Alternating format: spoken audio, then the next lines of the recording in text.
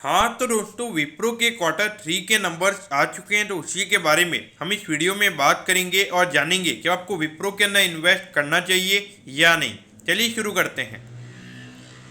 तो देखिए, सबसे पहले अगर हम यहाँ पे टोटल डिविडेंड की अगर हम बात करेंगे तो ₹1 का डिविडेंड यहाँ पे कंपनी ने एक शेयर के ऊपर डिक्लेयर किया है।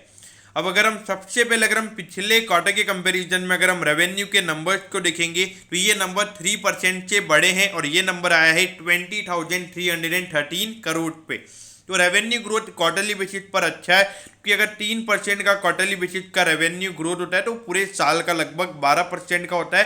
तो एक लार्ज कैप कंपनी के हिसाब से ये रेवेन्यू का ग्रोथ का नंबर अच्छा है।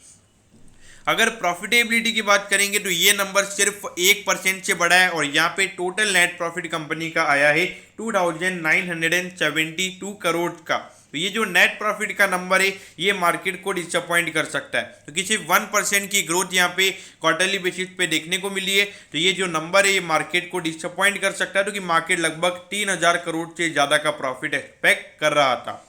अगर हम यहाँ पे रेवेन्यू को ईयर ऑन ईयर बेसिस यानी कि पिछले साल के इसी सेम क्वार्टर से अगर हम कंपेयर करेंगे तो वहाँ पे 29% का रेवेन्यू ग्रोथ हमें देखने को मिला है। तो ईयर ऑन ईयर बेसिस ये रेवेन्यू के नंबर अच्छे हैं, लेकिन जो प्रॉफिटेबिलिटी है कंपनी की ये 0.9% से गिरी है और ये नंबर आया है 2,972 करोड़ पे। पिछले साल लगभग 3,000 करोड़ के लगभग का नेट प्रॉफिट कंपनी ने जनरेट किया था, तो उसके मुकाबले लगभग 25 से 30 करोड़ का जो नेट प्रॉफिट का नंबर है वो कंपनी का कम हुआ है।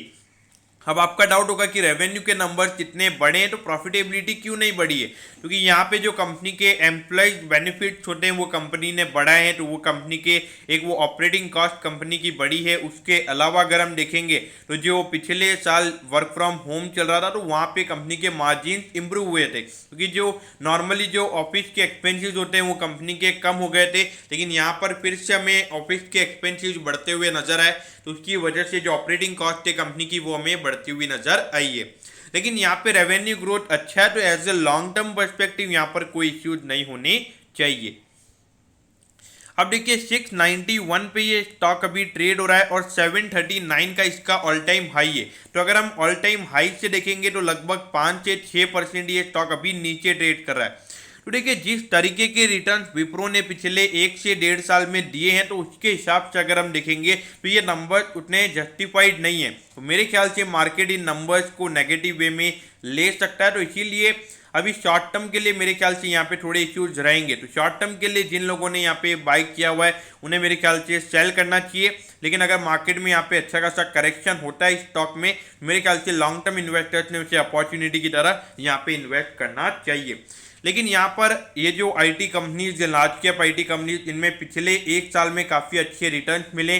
जो रिटर्न एक्सपेक्टेशंस आपकी यहाँ पर हैं वो काफ़ी कम होनी चाहिए, क्योंकि ऑलरेडी काफ़ी ज़्यादा फिनोमिनल रिटर्न यहाँ पे हमें देखने को मिल गए हैं। तो दोस्तों, मैं होप करता हूँ कि विप्रो के क्वार्टर 3 के नंबर्स के बारे में आपको सब कुछ पता चल गया होगा। अगर आपकी कोई भी क्वेरीज है तो आप कमेंट कीजिए, मैं ज़रूर आपके कमेंट पर रिप्लाई करूँगा। ओके दोस्तों, thank you, have a nice day.